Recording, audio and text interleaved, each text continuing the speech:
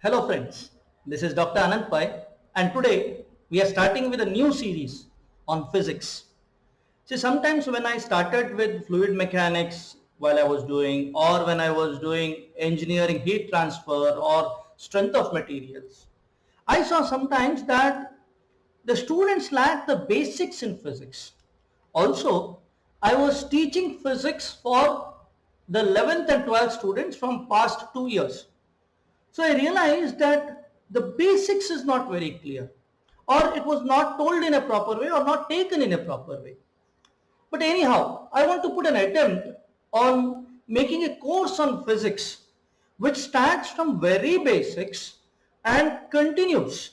Okay, and here all the questions which can arise at a later point of time when a person is doing his undergraduate studies, I want to make it clear. Okay, so this particular course will be helpful for any students who wants to study physics from the basics. Also, it will help him to go for competitive exams like JEE, NEET, or even if you go for outside India, even in USA for AP Physics kind of things, anything which relates to physics, any competitive exam all over the world, which will help them for which they have to prepare for physics. I'm going to help them out. Here the format would be like this, that after I do my video, at the end of the video there will be questions. Some questions I will solve, some questions I'll give as a homework. Okay, I will explain those questions and the answers to that questions you can put me in the comment sections and I'll be responding to it. So it will be like I'll give you a challenge of solving those problems and you have to come back and I'll give you hints in the solution section or the comment section. I'll give you the hints so that will help you to solve. It also helps you to develop problem solving skills. So this is, as a teacher, I'm teaching a student who is through YouTube free of cost. Okay. So today what we are going to start this course, we are going to say it as Physics 101, the starting course of physics. And in this, we are going with part 1 mechanics. And in this part 1 mechanics, chapter 1 would be kinematics. What is kinematics? Kinematics is study of motion without regard to forces. Okay. And in that class 1, initially we will understand vector mechanics. How vectors we can use in mechanics, let us understand that. And today in that first part is position and displacement. So after we study this position and displacement, later on we will go with velocity, acceleration, and then we will go with forces. Part 2 we will go with dynamics. So like this we will go further. So let us start with the with today's topic, which is position, vector and displacement. Now let us start with the first one of what is a vector. Okay. What is a vector? See, like scalar quantities have magnitude, whereas vectors have both magnitude and direction. A rigorous definition of vector is a bit complicated. We will not go to that. We will have it very simplistic. Okay. Now, vector, when I say one of the examples of vectors, what comes into our mind is force. And when we say vector, it has both magnitude and direction.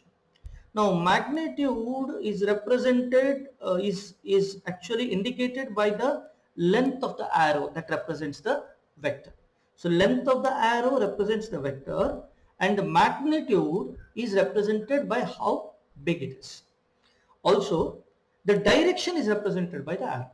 So if I say this is the force vector, that means it's very big. So this vector is much larger compared to this one, which is 5 Newton. So this is almost double. Okay. And the smaller one, 2 Newton, which is acting over this direction. So vector has a direction as well as a magnitude. Next, let us consider something called coordinate system. Why do we require coordinate systems? See, now when we set vector here in the previous case, the main thing here was graphical representation. But now we would like to have an algebraic representation, because in mathematics when we write it, it should be algebraically we should be able to write. So in that sense, to define the direction of a vector, we require understanding of coordinate system. Actually to define a vector algebraically, we need a coordinate system. In two-dimensional spaces, two of the most popular coordinate systems are Cartesian coordinate system and polar coordinate system. Let us look at Cartesian coordinate system initially. So let us take a point O, which is origin where we are staying. Okay. Now what is the purpose of coordinate systems? Coordinate system, the main purpose is to locate a point with respect to another point. We have to say where the point is. For example, if I say my hand is here, my hand is in what relations with respect to my eye? What is the distance? In which direction? See, from eye, if I have to go here, this is the direction. But how do you represent that algebraically? That is the purpose of coordinate system in general. Okay. So now, let us say we have a point P here. Okay. Now, in Cartesian coordinate system, we are worried only about x-axis or the horizontal direction as well as the vertical direction. So we will say this is the horizontal, one is horizontal, one is vertical. So let us say a horizontal direction and then the vertical direction. And we will call the horizontal direction as x and vertical direction as y. Now, in Cartesian coordinate system, we specify that motion of an object, if a person has to go from this point O and has to reach this point P, he has to go only in horizontal and vertical direction. He cannot do anything. So there are two ways of going. One is from O, I can go along the x-axis till I reach below P. Another, and I can go along y-axis, along the vertical, so that I'll reach P. So here object is starting and it can go till the point where it goes to the just below that. Or else we could have done, first we could have gone y like this and then we could have gone in a horizontal direction. And let us say the distance which we have moved in the horizontal direction is xp. Okay, it can be 3, 4, 5, any number. Okay, this is algebraically represented. And along y direction, our object is moving, and say we can have a distance of yp. We move in the vertical direction. So now this is the coordinate system. So we put together, we have to put it algebraically, is it? So the xp distance and the yp distance, we put it along the point. And we say this point is p of xp yp. So when I say in this bracket, the first one is always the x coordinate. The distance we have to move in the x coordinates. And yp is the distance we have to move along the y direction. So it is very clear on this.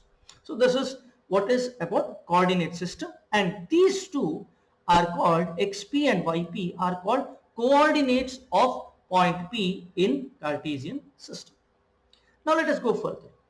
Now let us define something called unit vectors. This is very important in understanding vectorial representation. Okay, so now we know a vector has both magnitude and direction. Now magnitude, yes, by the length we can say, or in general a magnitude means how large it is, like force. Force has 10 Newton magnitude. So we know how large it is. But in direction we have to specify algebraically. In that we use this unit vectors. For example, if I say what is east, which is the direction which is east, I'll show either like this, is it not? So when I say this is east, I mean to say in this direction you have to go. My hand length is not important.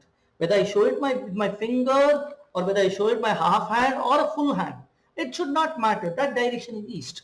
Or if I show with my pen that this is the direction. So the length of this does not matter. So length of the arrow which shows the vector does not matter. So generally we keep the unit length and we call it a unit vector. For example, if it is in the x direction, we say I is the unit vector in the x direction. That is the pen which is used to show this is the direction of x, positive. So if I go like this, it means I am going in the positive direction. If I go away from this arrow on the other direction, it means negative direction. So here this is the positive direction in which we are moving. Similarly, if you go along y direction, we call j unit vector. You see a hat over that says it's a unit vector.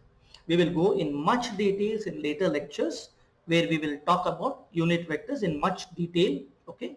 So now we will say very simplistic that I is the direction in the x axis, j is the unit vector in the direction of y axis. Now how do we represent it? Algebraically we will see. See, for example, this I vector, when we go from O to P, we are going x distance, xp distance along I vector, and when we go in the j direction, we go yp distance. So here, observe, this j does not mean it is going near this axis. It can be anywhere. Vertical direction is j, anywhere horizontal direction is I. Now these two are used to represent a vector using our algebraically. Okay. So now let us see one vector called position vector, and we will see how it is defined algebraically. What is position vector? Position vector is a vector that says where P is with respect to an origin, or where a particular point is there with respect to origin. That is called a position vector. The position of a particular point with respect to the origin. Let us see. So we will take this yp on this side because it's along y-axis. Now let us draw the position vector. This would be the position vector, which shows how far, what is the position, exact position of P with respect to O. But we have to do it algebraically. Let us see that. So RP. Now we see this RP goes, if you have to, this position vector is defined by addition of distance xp along I and distance yp along y. So we represent the position vector RP as xp along I and yp along j. This is one of the fantastic way of how to represent algebraically. So we are representing graphics in algebraic fashion, and this will be of immense help everywhere we go to solve problems of forces in statics, in dynamics. This is used extensively. Okay, even in electrostatics and you name it. Okay, name a part of physics where this is not used. It's used in almost every cases. This unit vector concepts will be used. Okay. Now this is what is called the position vector. We will discuss another vector called displacement vector. Now what is displacement? What is displacement? Displacement is the shortest distance between two points. Or if I am moving from one point, say for example, if I say I am there at this point, say this point A, and there is a point B over here, and I can move in this way from here to here. I can move like this. I can also go around everywhere and then go to. Now I have different distances that I have covered, but the displacement is the shortest distance between A and B. So now this is a vector which is going from A till B, the shortest distance. So let us see here how to calculate this in terms of position vector. So let us take a point Q here, and let us say the position vector of Q is RQ, which is given as XQ along I direction and YQ along J direction. So I have RQ is equal to XQ plus XQI plus YQJ. Now, if I have to move from point P to point Q, what should I do? I should go along X direction. This is the PQ. This is the PQ displacement vector, the smallest vector which is possible. Now, if I have to go from P to Q, what should I do? I should go by this distance along X direction. So now, what would be this distance? So that I'll come just above this. What is this distance? This distance would be XQ minus XP. So that would be XQ minus XP. Similarly, I should come down by this distance. Then I will reach this point. Is it not? So what would be this distance? This distance would be YQ minus YP. Why did I write YQ minus YP? Why not YP minus YQ? The reason is because whenever we are going down, this is actually equal to, if you understand this, this is actually equal to if I put minus, say for example, if I say I could have put this as yp, I could have put this as yp minus yq, right? I could have put this as yp minus yq. Now see, this is the direction that, see, the direction of this is negative to the direction of y. That means this is actually minus of yp minus yq. So this would be yq minus yp. Purposefully I have put this complication here so that later on when things are complicated, it will be easier. Okay, so it is yq minus yp. So what is it? It is final minus initial, and you will get minus of yp minus yq. Similarly here also final minus initial. So let us see. So PQ vector is equal to XQ minus XP along I direction, correct? And YQ minus YP along J direction, correct? And what this would be? This would be XQI plus YQJ. I have rearranged this. We can see YQJ has come here, XQI has come here, and then minus here, okay? Minus XPI minus YPJ, and that minus has come out and you have XPI plus YPJ. And what is this? This would be XQ plus XQI plus YQJ is RQ. XPI minus YPJ would be RP. So what is PQ displacement vector? It is RQ minus RP. So this would be the displacement. This is how we calculate displacement vectors. And this would be very important later on when we see velocity, acceleration. The basic understanding is important. So to understand it further, let us take an example. Okay. So first example is a rectangle ABCD has longer side AB of 10 centimeter and a shorter side BC of 5 centimeter. Determine the position vector of BCD with respect to A. Also determine the displacement vector if a particle moves from point B to point D. Let us see this. So the answer, this is the rectangle ABCD with AB being 10 centimeter and BC being 5 centimeter. Now here one of the things we have to understand is, he has said that we have to say with respect to point A. Now when you say with respect to point A, it means I am taking A as the origin. Okay, so taking A as the origin, whenever it's origin, we don't have to move anything, is it not? So RA is equal to 0I plus 0J. What would be RB? To reach this point B, I have to go 10 centimeter along I, and I don't have to go anything along J. So this would be 10I plus 0J. XB and YB, XB is 10I, YB is 0J. Similarly, RC here would be 10I plus 5J, because RC, to reach this point C, I should go 10 centimeter along I and 5 centimeter along J to reach this point C. So I hope you got the position. How will be the position vector here? Position vector is actually the diagonal which you draw. This diagonal which is there is actually the position vector of point C with respect to point A. This would be the position vector. Correct. But what did we do? We represented it algebraically. So coordinate system is used to represent the physical graphical vectors in an algebraic format. Now RD, what is RD here? RD is, so if you have to reach from A, you have to go 0 along I and 5 along J. So RD would be 0I plus 5J. Next, let us calculate the displacement from point B to point D. So what would be the displacement vector here?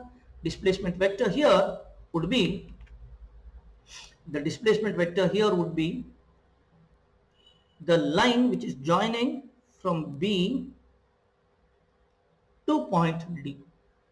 This would be the displacement vector.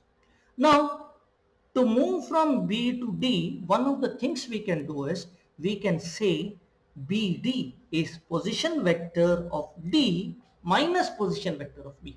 Final minus initial. In the last slide we saw that final minus initial. What is the final point? D. What is the initial point? B. So we should not rush over it. It's a final minus initial. So what is final? Final is 0. RD is 0I plus 5J. What is initial? 10I plus 0J. So when we do that, we get BD is minus 10I plus 5J. Now let us understand this, because we have to understand the concepts properly. So if I have to go from B to D, what should I do? I should go minus 10. Because why minus 10? Because I is in this direction towards the right, but we are moving towards the left, so that's why minus. So minus 10I, opposite to the direction I, and then minus plus 5J, because along the axis J.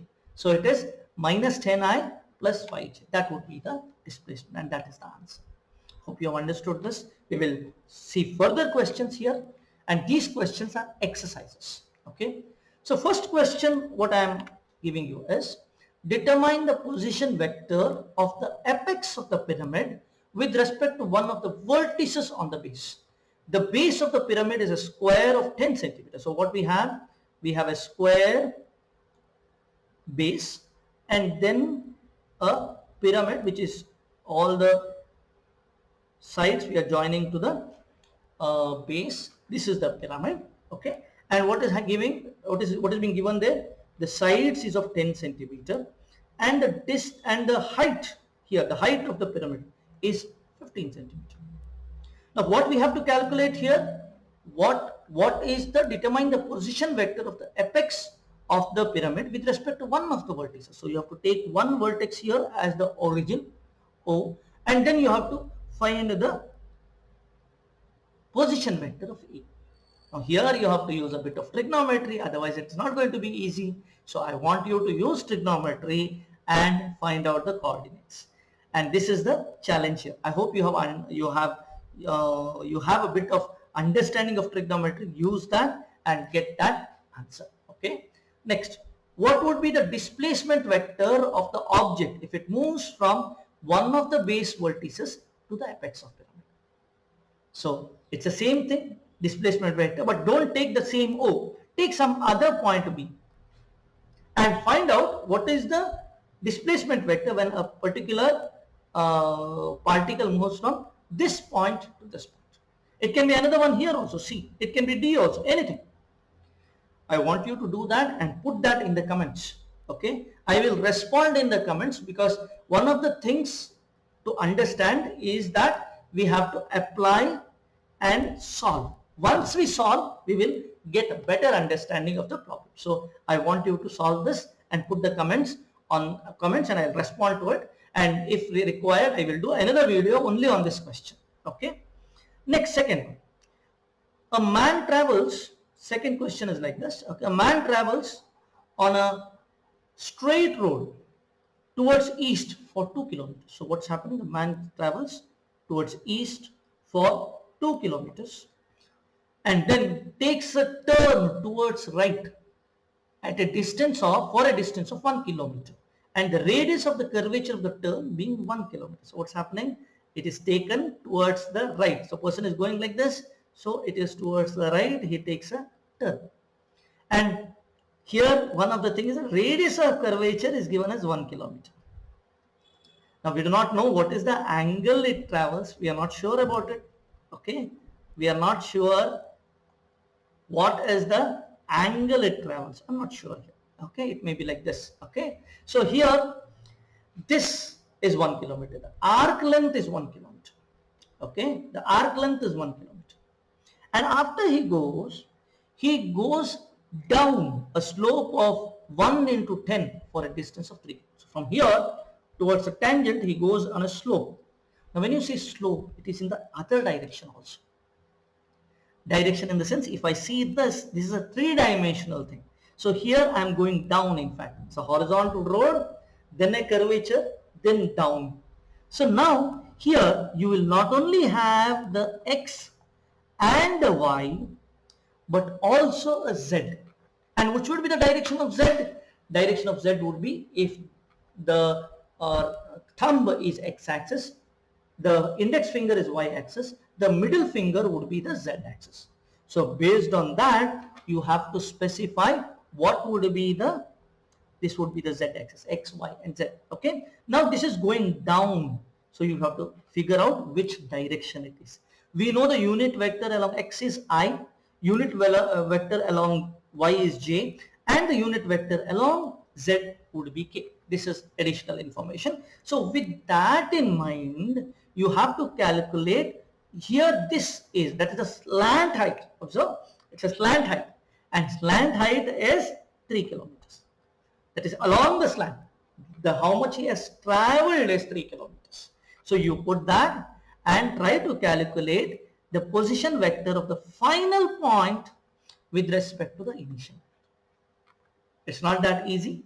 I hope you put that efforts, and for help I'll be available in the comment section. Kindly give it there and I will help you out in solving that. Okay, so I hope you have enjoyed this lecture, students, and now what you have to do is you have to put your efforts in solving the problems, interact with me in the comments, and if you have liked the video, like the way in which I am telling, kindly subscribe as well as press that bell icon. Also, in case you need some improvement in my way of delivering the lecture, you can also put that comments. Okay, that will be a good feedback for me. I hope you have enjoyed this. All the best and happy learning. Thank you.